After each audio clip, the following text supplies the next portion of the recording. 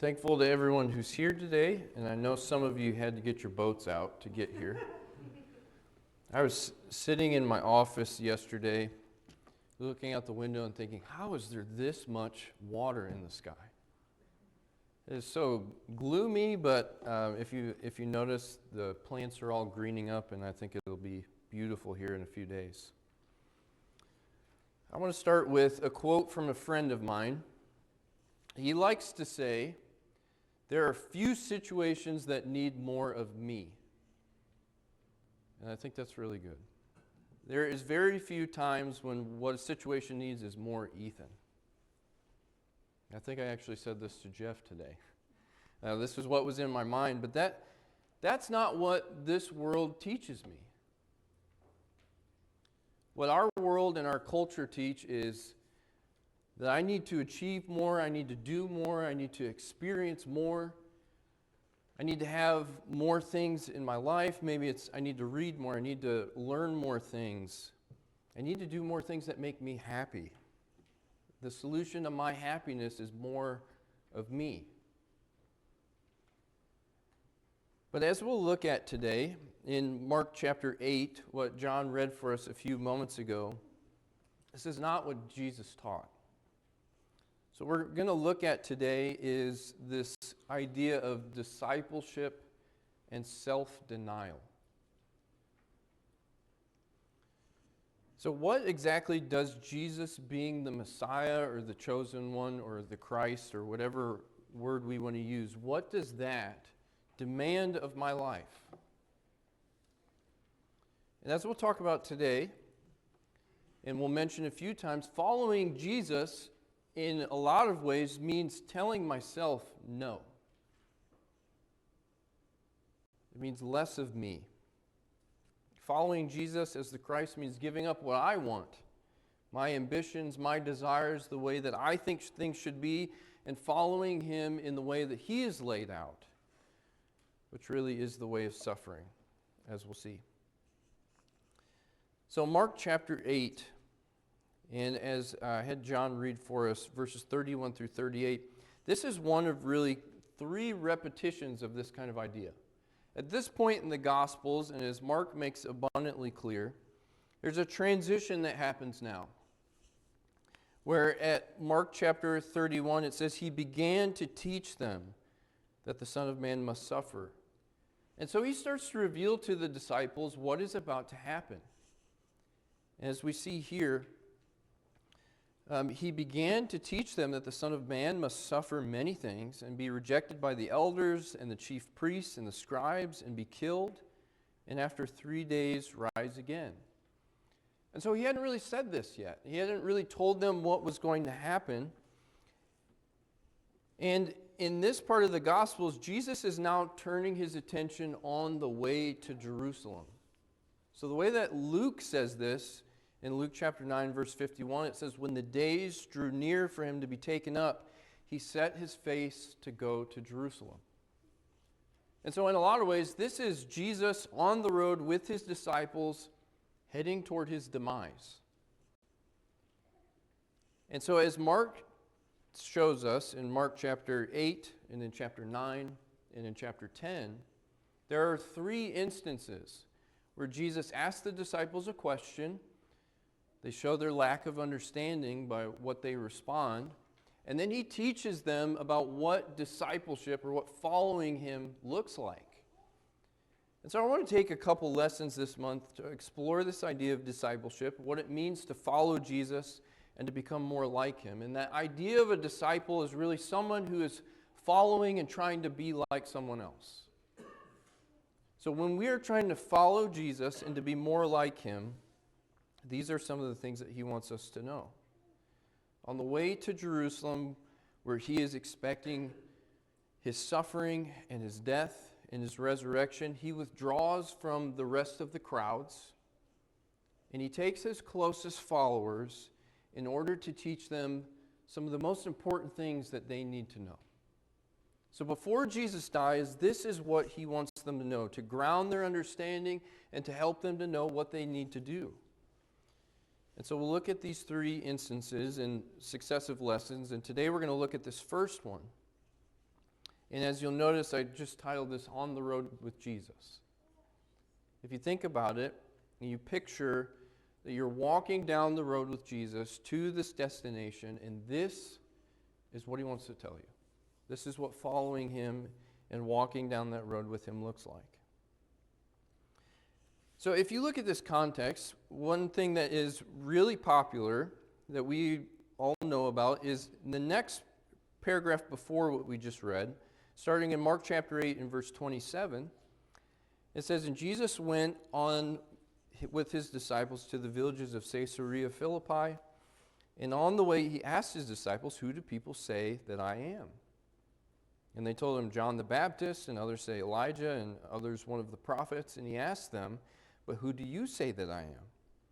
And Peter answered him, 'You are the Christ.' And he strictly charged them to tell no one about him." And so you'd think by what Peter says in verse 29, they finally understand. They get who Jesus is, and they know what this all means. And the next thing that Peter says reveals that they have absolutely no idea what all this entails, what this means for their lives, and really what Jesus is supposed to do. And by the way that Mark has organized this is exactly what he's pointing to. So if you were to look at the previous couple of instances here, before this confession of Peter, we have after the 4,000, the feeding of the 4,000, Jesus is talking with his disciples, and he tells them to beware the leaven of the Pharisees and the Sadducees, and they start talking about food. And the question Jesus asked them in verse 21, "Do you not yet understand? Why are you guys not getting this yet?" And so the next thing that Mark points us to is the healing of the blind man at Bethsaida. And there's this man that Jesus heals.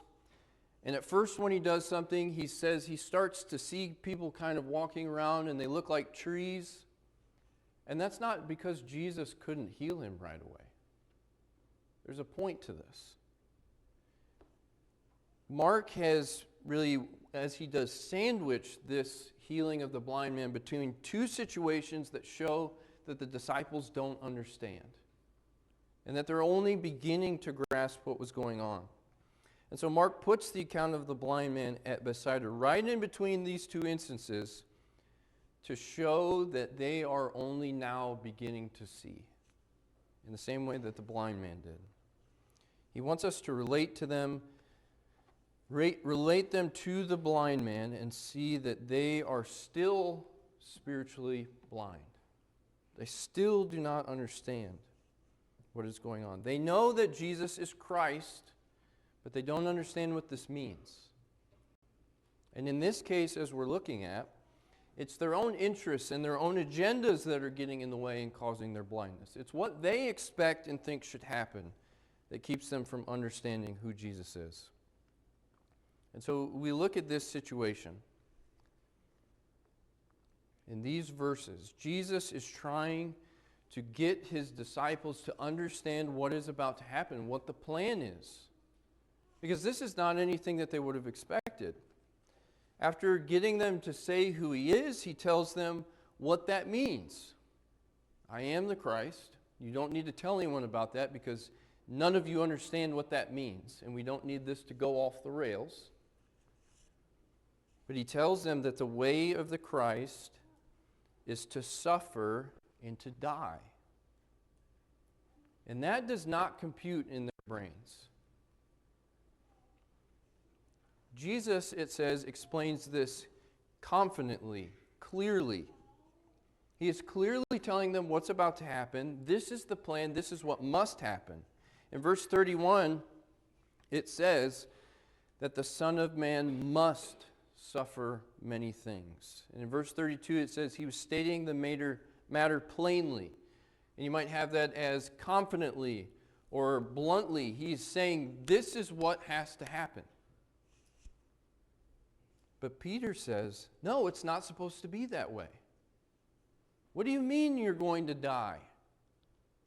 What are you talking about, this suffering and all of these kinds of things? Peter rebukes him. He says, Jesus, that's not the way that this is going to go. We're not going to let you die. That's not what's supposed to happen with the Messiah. They had all these expectations for what that was supposed to look like. So do you see the core problem in this interaction? Jesus says what his purpose is. And he says how that will be carried out, but Peter doesn't like it. Peter is working against God's plan. He thinks things should go differently. Peter seems to be working through some ideas about the Messiah that were very traditional at the time. He's not the only one thinking this.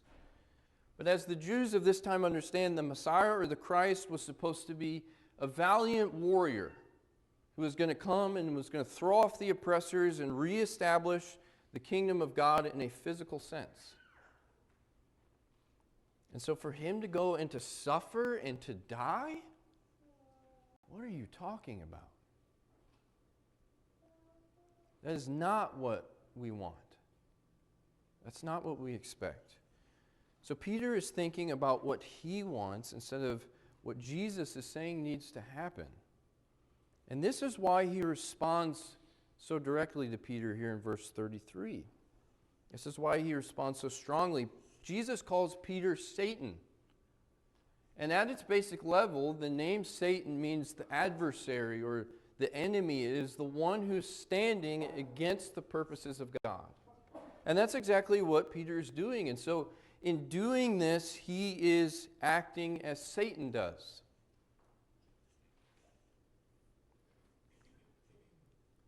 Also notice the fact that at the beginning of verse 33 it says, but turning around and seeing his disciples. Jesus saw the others and he knew that this kind of attitude was a dangerous one. Where my expectations and my plans and my agendas can get in the way. So sometimes it's hard to see on the face of this that Peter is not setting his mind on God's plan. He's setting his mind on his own, and that needs explaining, of course. And Jesus uses this as an opportunity to teach that discipleship is about denying myself and what I want in order to follow Jesus' own path. And so Peter wants something different than what God has planned. God has said this is the way it's going to be, and Peter says, I'd rather have it some way else, really. That's not what I want. His mind is on his plan of who Jesus should be and what that means. You know, as I went through this, and I really have wrestled with this passage this week, and there are so many paradoxes, and it's just so profound. And it's easy to understand, and it's hard to understand at the same time. And so I hope as we go through this today, that God will speak to us even through my own weakness, and we can see what Jesus has for us here. But Jesus points out this thing with Peter that he wants others to see. And basically it is, do God and I want the same thing? Is my mind set on God's interests and his concerns and what he wants? And so kind of the question that Jesus leads us to ask is, do I accept God's way over mine? For anyone here who's a Christian and asked if, do my values align with God's values, we're of course going to say, absolutely they do. But I'm sure Peter thought the same thing. Peter thought that what he was wanting was what was in Jesus' best interest. That what Peter wanted fit with God's plan.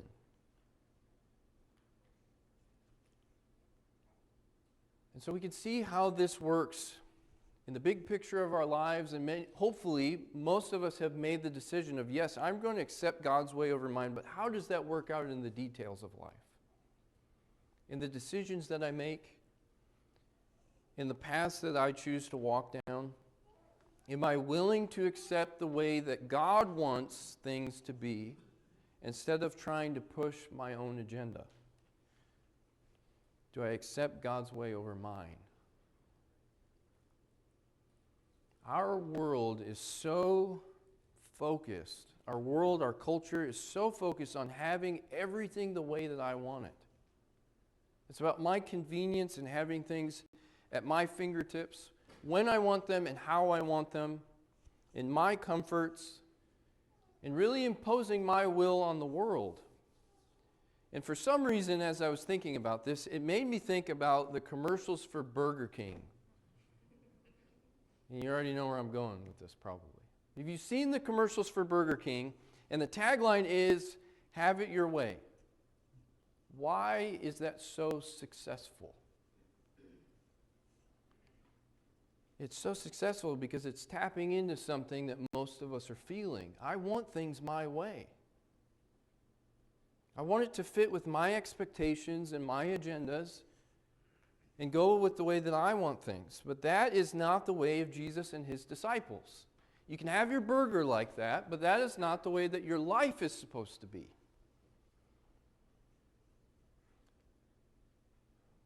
We're called to examine things here. If we go further and we ask this question, we can see, what is this way that Jesus wants me to accept?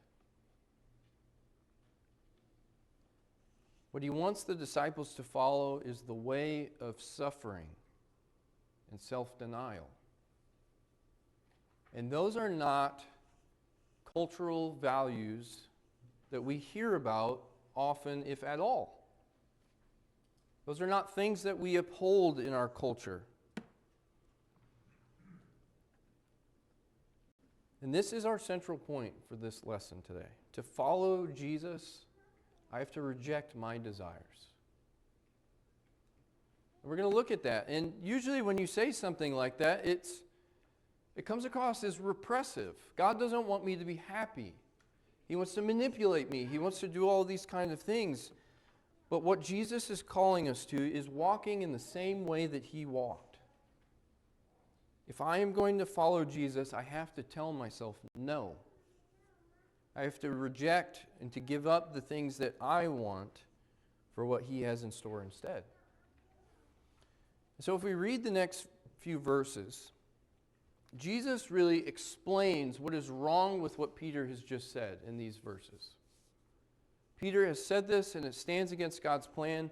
And Jesus uses it as an opportunity to talk to the disciples about what discipleship actually is. And so it says, then Jesus called the crowd along with his disciples. So he takes the rest of the people and he brings them in and says, you all need to listen to this. And he said to them, if anyone wants to become my follower, he must deny himself, take up his cross, and follow me. For whoever wants to save his life will lose it. But whoever loses his life because of me and because of the gospel will save it. For what benefit is it for a person to gain the whole world and yet forfeit his life? What can a person give in exchange for his life? For if anyone is ashamed of me and my words in this adulterous and sinful generation, the Son of Man will also be ashamed of him when he comes in the glory of his Father with the holy angels. And we just cannot possibly uncover all the riches that are here. Well, at least I can't. But after the interaction, Jesus explains what the central problem really is. And you see from verse 34 what we said, that following Jesus is about denying myself. It's about saying no to myself. If I want to follow Jesus and to be like one of his disciples, I cannot think like Peter does here. Peter is a bad example in this case. Jesus gives us the core point first in verse 34. This is what is over this whole context. Self-denial. And that is not a light concept. That's not something that comes easily.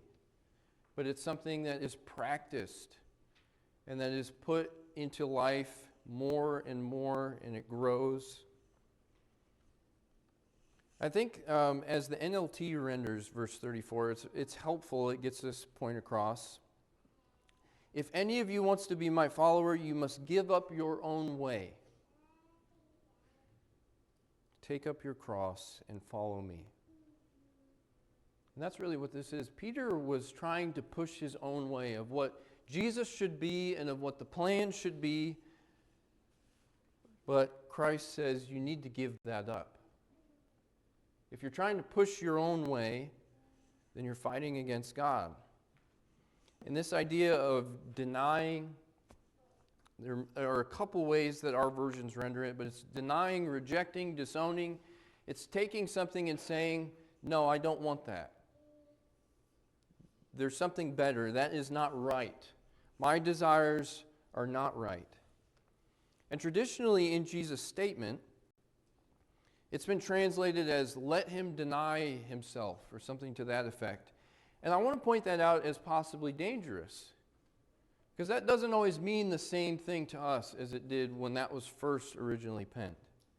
Because to us today, that can come across as if Jesus is being just kind of permissive and he's giving us the option of just let them do this. There is no option here. I think as John read for us in version he was using, and in a lot of ours, but not all of them, what Jesus is saying is this is what you must do. You have to do this. Not, you can do this if you want, as it might come across to some of us, in the way, for instance, that the ESV has it, of let them deny themselves. But this is the way of a disciple. This is not an option. Jesus states it a different way in Luke chapter 14 and verse 27. Whoever does not bear his own cross and come after me cannot be my disciple. There's no getting around that concept. It is difficult. It is a hard concept. And I think it was even harder for those who were first reading it. And what's the goal of all of this? What is Jesus trying to get us to understand? As we look at this larger context of verses here, Jesus is trying to challenge us to submit our will and our ambitions and our interests and our agendas and to surrender those to Him and to become the disciples that He describes who deny self in order to follow Him in His way of messiahship and to follow the way that He is trotting first. With the denial of verse 34, there is the image of taking up the cross and following. And to those first reading this, this would have clearly meant martyrdom.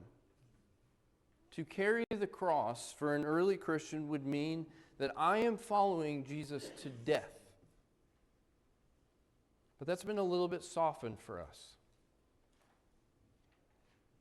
To the Christians that Mark is writing here to, they were probably suffering in some way if you look at what Mark emphasizes throughout his gospel. They were a people who were enduring some kind of suffering. And so what Mark is doing is pointing to the teachings of Jesus and showing you are on the right path. And being a true disciple means suffering as Jesus suffered.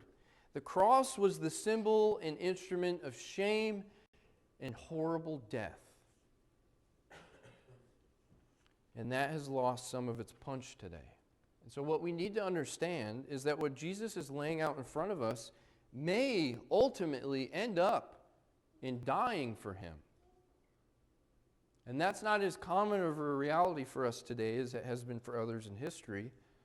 But that is ultimately what He's calling us to if that is where it needs to go.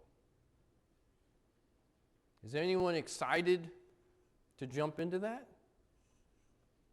This is something that He wants us to contemplate and to think over. But even if death for Jesus is not our path, the denial of self and the giving up my desires in order to follow the way of Jesus certainly is. It is still a way of suffering. It's pain. Giving up myself and denying myself And really, in some ways, you could think of it as abasing yourself, of taking my interests and the things that I want and laying them aside and instead following what Jesus wants for me instead. That's painful. It's not easy. But Jesus says if you want to follow me, you need to say no to yourself and what you want and be willing to suffer in this way and to really do what Jesus did. Jesus is not calling us to do anything that he has not already done himself. We're following. Sometimes God's purposes may be at odds with my ambitions and my agendas. I might want different things than what God wants for me. I might want something or have this goal of what I want my life to look like or what I want to accomplish. But Jesus asked me to give that up. Sometimes our goals and our ambitions, they may align with God's purposes. And that's great, but sometimes they won't. And for those things that we find at odds with God's values, we need to be willing to sacrifice those because they are not going to lead us down the path that Jesus is describing, the path to the cross. Our cultural values today are all about what I want and what's best for me. I shouldn't deny myself anything because that's repressive. Some of us never deny ourselves anything. Think about that. We are in a world where if we don't want to, we don't have to deny ourselves anything. And I fear that for some of us, that's the case. I can eat whatever I want, whenever I want. I can watch what I want, whenever I want. I can do whatever I want, whenever I want to. I can say what I want. I can think what I want. Our culture tells us that it's about getting what I want and doing whatever I have to do to get there. And that is at odds with the cross.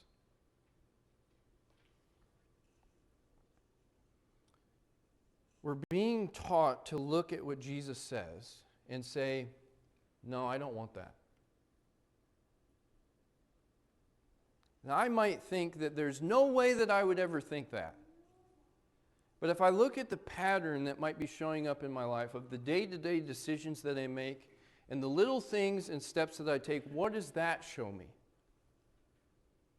And for all of us, we need to realize that this is going to be something that's progressive. We need to make the decision that what we're going to do is follow God's values over ours and that we're going to deny ourselves. And then we need to work on putting our steps in line with that. Because it's not going to happen right away.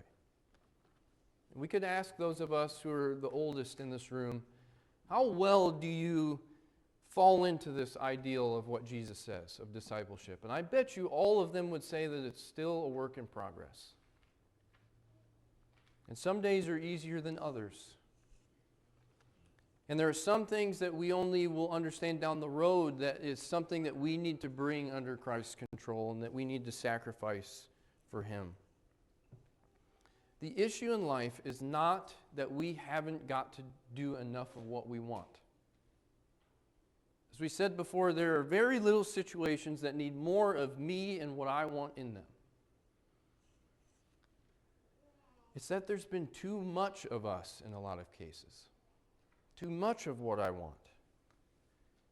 And this idea makes all the difference in whether I'm going to walk the way of a disciple or if I'm going to reject that. And so Mark is revealing the true identity of the Messiah, a suffering servant, which was completely at odds with what was expected. Not a valiant warrior, conqueror, although there are some senses in which that is the case, but as we're pointing to now, it is a suffering servant.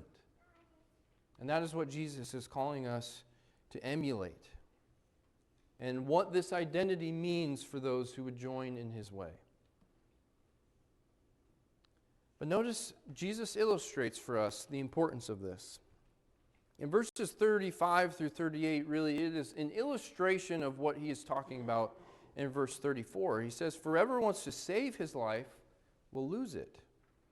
But whoever loses his life because of me and because of the gospel will save it. For what benefit is it for a person to gain the whole world and yet forfeit his life? And what can a person give in exchange for his life? What a paradox.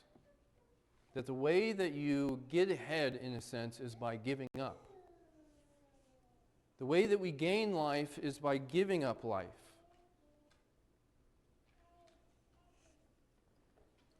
Verses 35 and 38 are an explanation, an illustration of what Jesus wants us to understand. That if you want to try and hold on to your life, your agendas and your ambitions and your desires, you're actually going to lose it. The harder I try to hold on and control, the faster it's going to squeeze out.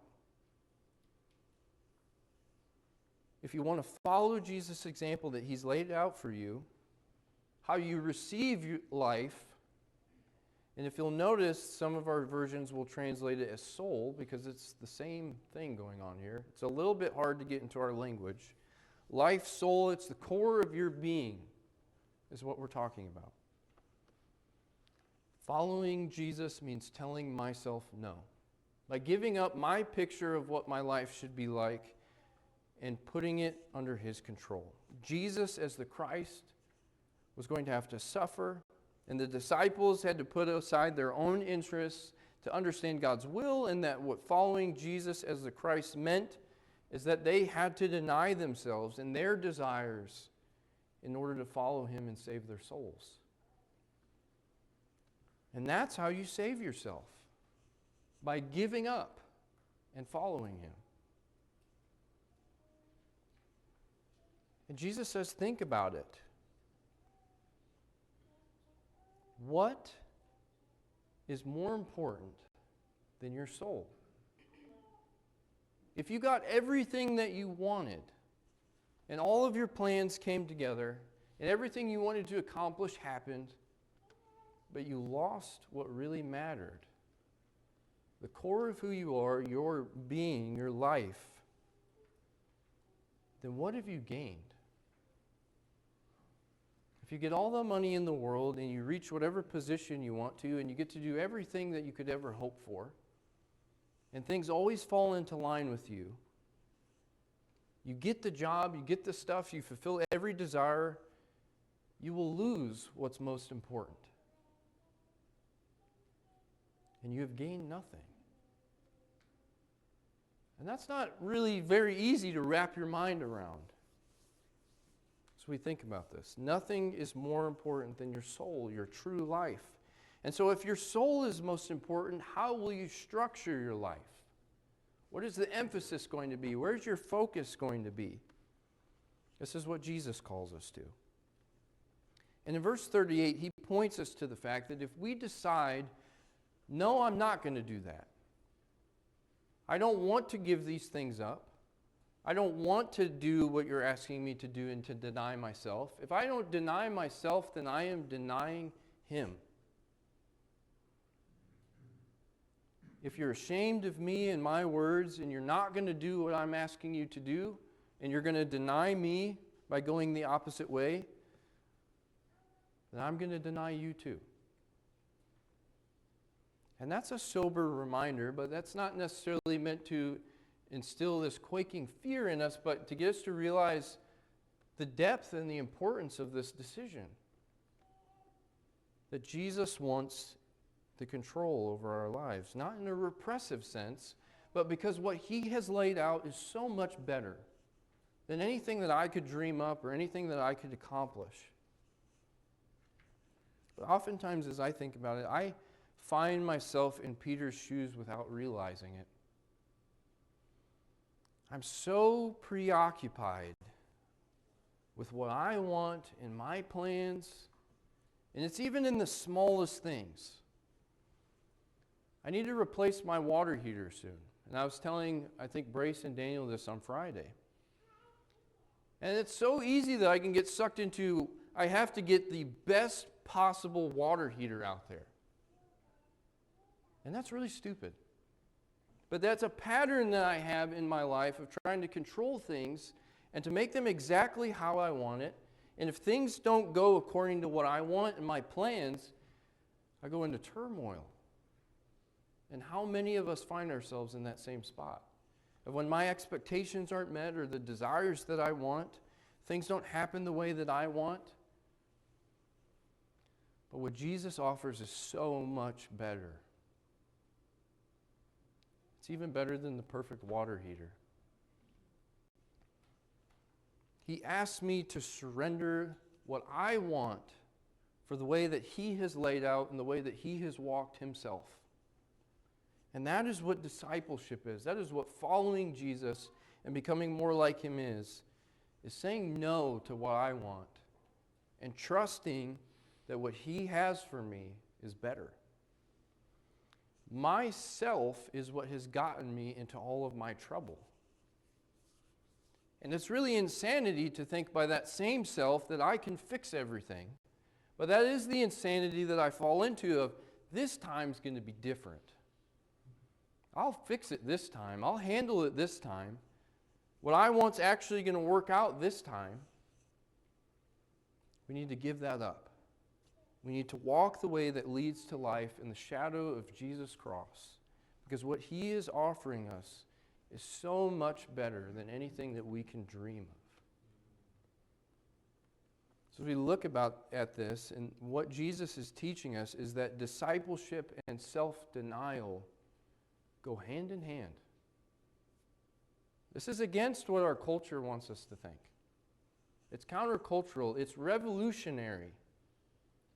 That the way that we get ahead is by giving up.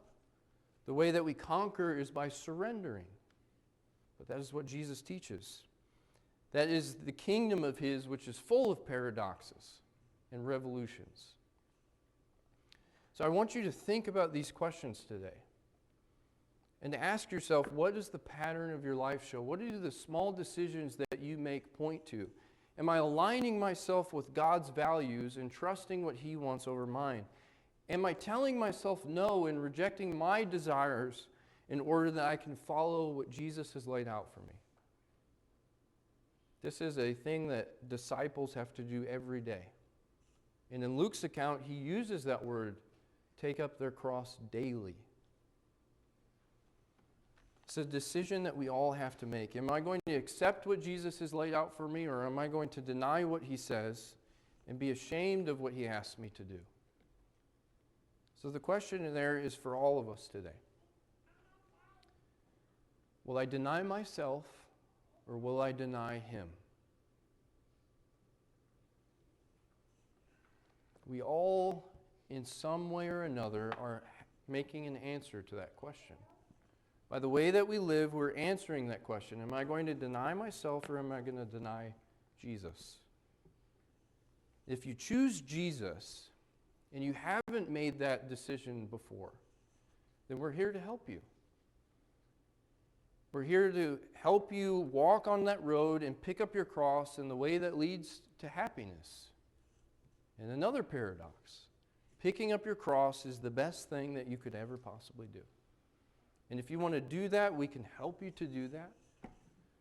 We can teach you and help you to understand what this means. We can baptize you, whatever it is that you need, wherever your steps on that path are. Just let us know as we stand and sing.